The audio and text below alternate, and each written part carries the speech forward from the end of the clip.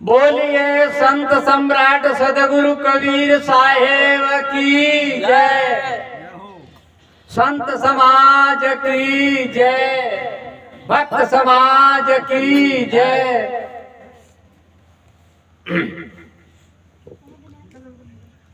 सर्वप्रथम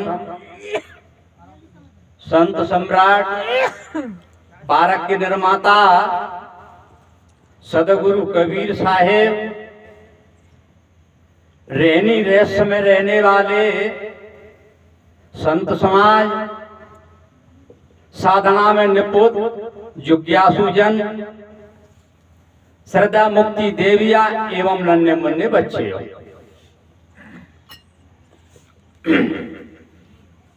हाँ, जो आज का सत्संग सदगुरु कबीर साहिब के सिद्धांत के अनुसार बहुत ही अच्छी तरह से चला है। मैं भी कुछ अब आपके बीच में निवेदन कर रहा हूं। तो सदगुरु कबीर साहिब का ज्ञान है आर पार का है, उसमें कोई प्रकार की मिस्टेक नहीं है, लेकिन आर पार का ज्ञान का है लाखन मत चिंता डिस्टर्ब मत कर। बीजक है सदगुरु कबीर साहब का मूल्य, बीजक ही मूल्य धन है, और यही मूल्य बीजक में ही आर पार का ज्ञान है। पार का मतलब जीव, मनुष्य खानी का जीव विकारों से हट करके स्वरूप स्थिति में पार हो जाए, अपने आप की मंजिल को पाए जाए, स्वरूप स्थिति में होकर के मुक्त हो जाए, वो ज्ञान। तो 11वें प्रकरण में है सदगुरु कबीर साहब कहते हैं 1 से 15 नंबर की साखी, मानुष जन्म दुर्लभ है, बहुर न दूजी बार, पक्का फल जो गिर पड़ा तो बहुर न लागे दार।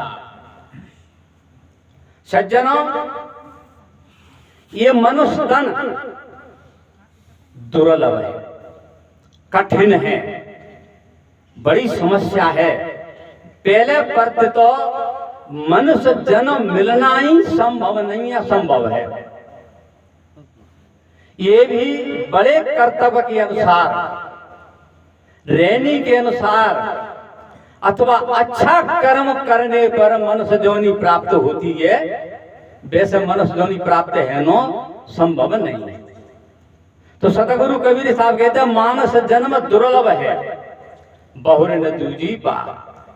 मानस जन्म पा लिया और इस मानस जन्म पा करके और चूक गया तो दोबारा मनुष्य जन्म मिलने का नहीं। 78 नंबर की रमेनी में कहा है मानुष जन्म चूके हूं अपराधी, एतन केर बहुत हैं साजी। यदि मनुष्य जन्म पा करके और मनुष्य जो पद से चूकता है तो उसको अपराधी कहा है। सतगुरु कबीर साहब ने क्या कहा है? अपराधी। मानुष जन्म चूके हूं अपराधी, ये तन केर बहुत है साजी। मनुष्य जन्म पाकर के चूकता है तो अपराधी है। अपराधी को क्या होता है? दंड मिलता है। आप मनुष्य जन्म पा करके और मनुष्य का कर्तव्य नहीं किया तो आपको दंड अवश्य मिलेगा। मानुष जन्म न पाए के चूके अब की घात। घात क्या है? ये मनुष्य जन्म ही घात है। और जहां में चूक गो तो गाय भैंस पशु पक्षी में का शुभ कर्म कर पाओगे, कल्याण कर पाओगे, ज्ञानाकार हो जाओगे? कभी नहीं हो सकते हैं। तो मानुष जन्म को सज्जनों चूकना नहीं, इसी जन्म में इसी समय से अपना मन बदल करके और अच्छे कर्म में लगा दो। मानुष जन्म दुर्लभ है बहुर न दूजी बार, पक्का फल जो गिरे पर आप बहुर न लागे डार। पेड़ को पक्का फल बकू संख्या न करेगा मारा, कच्चो फल गिर जाओ तो लग जाओ डार में, वो भी नहीं लगेगा। लेकिन फलवाई बात नहीं है, पक्का फल कहिए पक्की दे हमें इस तरह होकर के शरीर छोड़े। पक्का फल क्या है पुनः समझोगे? पक्की देह हमें इस तरह होकर के और शरीर को छोड़े मनुष्य, तो वो दोबारा विषय रूपी डार में, विषय विकार की डार में नहीं लगे। ये भजन गायता की स्थिति है, पहुंचना है। तो पक्का पक्की देह कौन है? ऐसे मनुष्य की पक्की देह और कच्ची देह। कच्ची देह है आकाश तत्व, वायु तत्व, अग्नि तत्व, जल तत्व, पृथ्वी तत्व, ये कच्ची देह के मसाले। लेकिन इनमें रह जाओ तब तक पक्का नहीं होता है। पक्की देह के मसाले कौन से हैं? शील, दया, सत्य, धीरज, विचार, विवेक, वैराग, सुमति, संतोष, गुरु भक्ति। इनमें नौन में पहुंचना होगा, पारक सिद्धांत में अटल होना होगा। इसी प्रकार से सतगुरु ब्राह्मणपुर के जो संत हैं, आर पार का ज्ञान उनका होता है। निर्मल साहिब के न्यायनामा में कहा है, देह तज हंस मुक्त रहा, देह तज हंस मुक्त रहा, चेतन देश ठिकान, पारक गुण चेतन गुणी एक स्वरूपन आन। देह तज हंस मुक्त रहा। हंस मुक्त कब होगा? जितने देह के विकार हैं, कच्ची देह के विकार हैं, इस सारे विकारन को तजना पड़ेगा, तब हंस चेतन पदवी में पहुंचेगा, चेतनता में पहुंचेगा। और नहीं तो पांच तत्व के तो सभी मनुष्य हैं, लेकिन पक्के तत्व में नहीं पहुंच पाए। मनुष्य के पक्की देह के ऐसे छठी देह से पक्की देह कहा जाता है। कच्ची देह है स्थूल देह, सूक्ष्म देह, कारण देह, महाकारण देह और केवल देह। यदि मनुष्य इतने तक रहा तो कल्याण होने वाला नहीं। छठी देह उनसे अलग है। कौन सी है?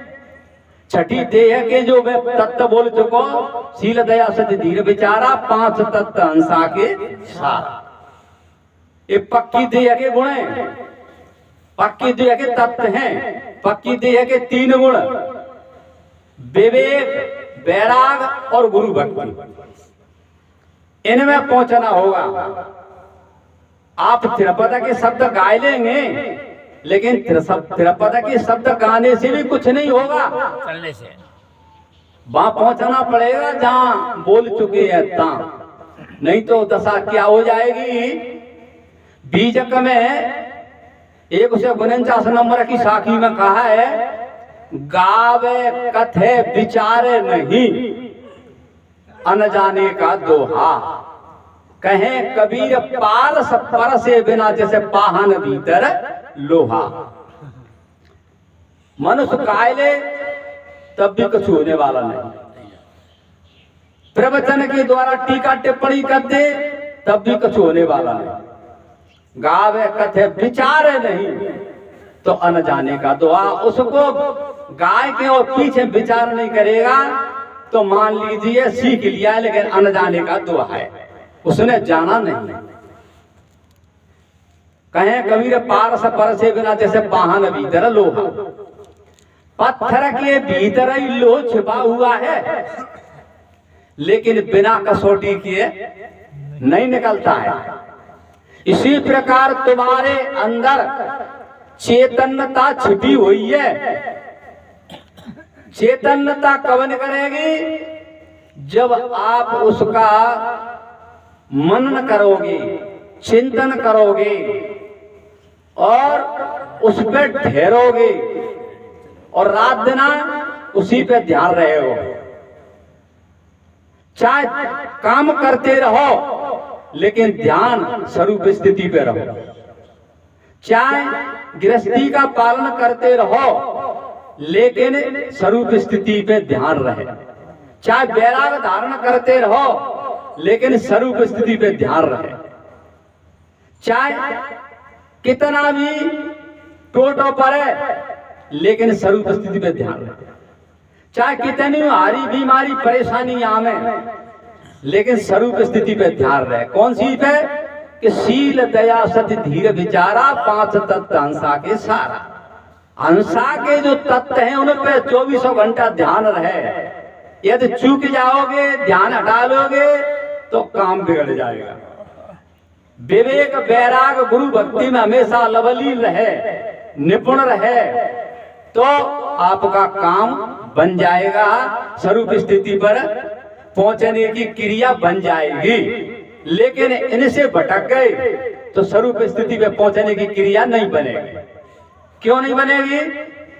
कि एक जगह कहा है, बहुत से कहते हैं कि चेतनता दी से कैसे जानो कैसे जाए, और जो बोल रहा है स्वरूप स्थिति का जीव कैसे जाना जाए, कैसे पता पड़े।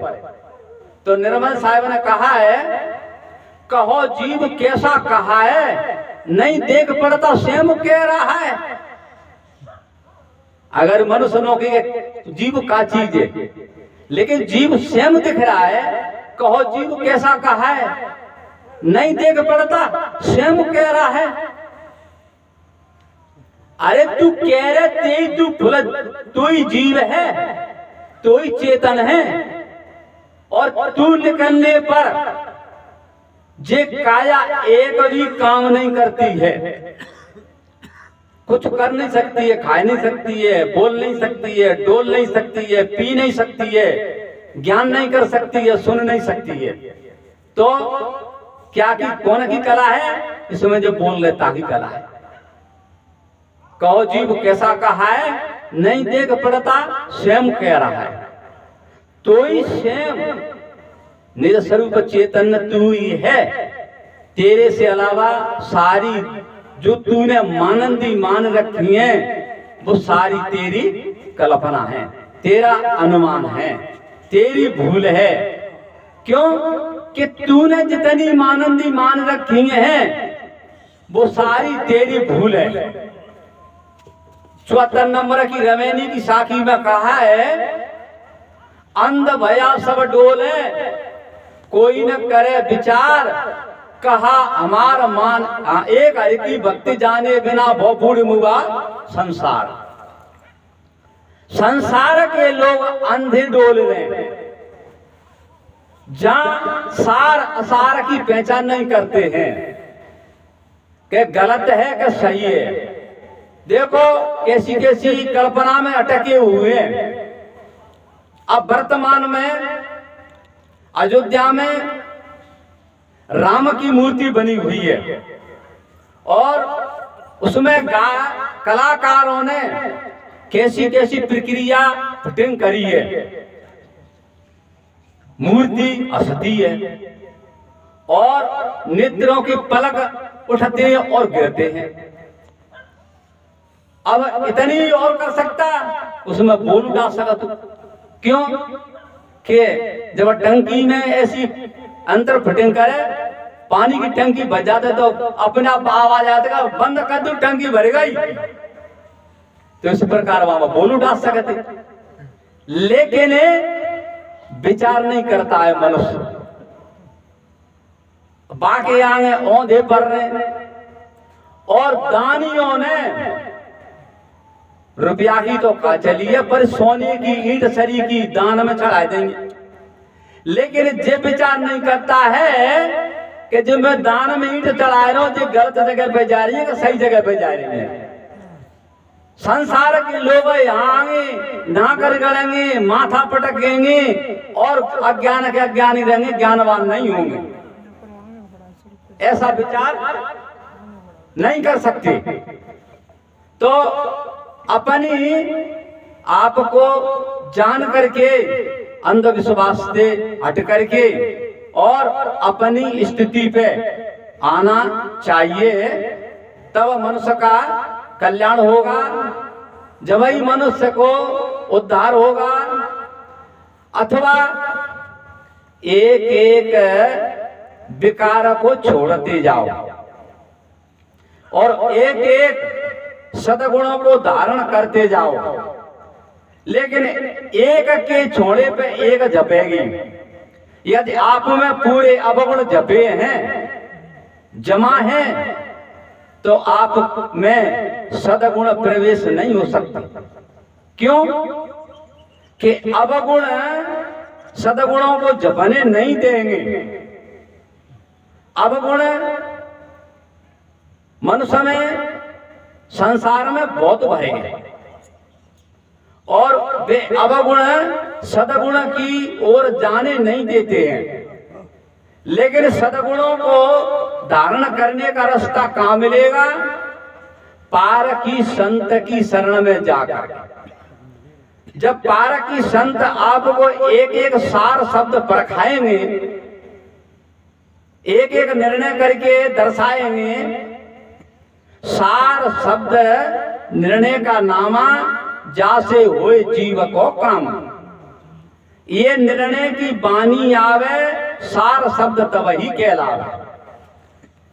सार शब्द निर्णय का नामा है।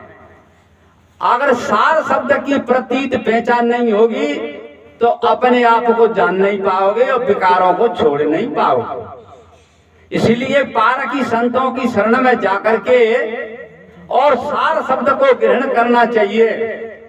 क्या स्त्री, क्या पुरुष, सबको अपना कल्याण करना जरूरी है और कल्याण करके मनुष्य पदवी का फायदा लेना जरूरी है। अगर जब मनुष्य ध्वनि पा करके वो मनुष्य पदवी का फायदा नहीं ले पाए तो अन्य खानियों में चले गए तो वह तो भोग भोगते रहेंगे, कछु कल्याण नहीं कर पाओगे। इसलिए मेरा निवेदन है कि आप मनुष्य ध्वनि में आकर के और अपने मनुष्य ध्वनि का फायदा लेना अवश्य जरूरी है।